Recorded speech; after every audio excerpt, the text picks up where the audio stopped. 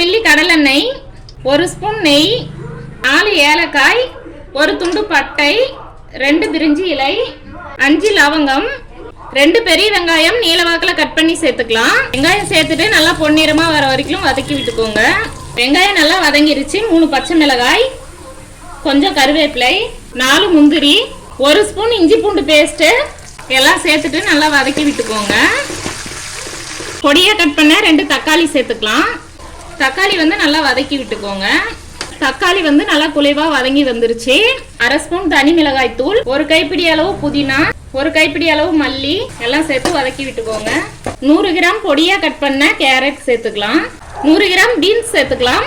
100 gram வேக வச்ச பச்சை பட்டாணி சேர்த்துக்கலாம். உப்பு தேவையான அளவு சேர்த்துக்கலாம். எல்லாம் சேர்த்துட்டு நல்லா வதக்கி விட்டுக்கோங்க. காயெல்லாம் வந்து நல்லா வதங்கினா தான் டேஸ்ட் நல்லா இருக்கும். சேமியா பிரியாணி செய்யறதுக்காக வறுத்த சேமியா வந்து 250 கிராம் எடுத்து வச்சிருக்கோம். 250 கிராம் சேமியாவுக்கு நம்ம வந்து 400 மில்லி தண்ணி சேர்த்துக்கலாம்.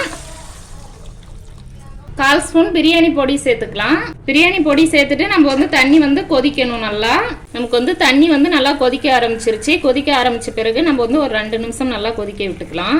நம்ம வந்து 2 நிமிஷம் கொதிக்க வைக்கும் போது நமக்கு கேரட் பீன்ஸ் எல்லாம் பாதி அளவு வெந்துடும். சேமியா சேர்த்து வேக வைக்கும் போது மீதியும் வெந்துடும்.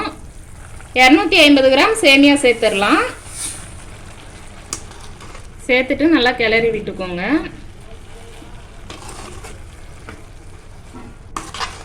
சேமியா சேர்த்து நல்லா கிளறி விட்டுட்டு சிம்ல வச்சிருங்க. நம்ம சிம்ல வச்சு மூடி போட்டு 3 நிமிஷம் அளவு வேக வச்சிட்டோம். இப்போ வந்து நமக்கு சேமியா நல்லா வெந்துருச்சு. இப்போ நம்ம சமப்படுத்தி விட்டுட்டு தம் போட்டுடலாம். இப்போ நம்ம சேமியா பிரியாணியை மூடி வச்சு தம் போட்டுடலாம். அடுப்பை ஆஃப் பண்ணிட்டு இந்த மாதிரி ஒரு பிளேட் போட்டுட்டு அதுக்கு மேலே ஒரு சொம்பு தண்ணி வைங்க. இப்போ வந்து ஒரு 5 நிமிஷம் தம் ஆகட்டும். இப்போ வந்து 5 நிமிஷம் தம் ஆயிருச்சு. இப்போ எடுத்துடலாம்.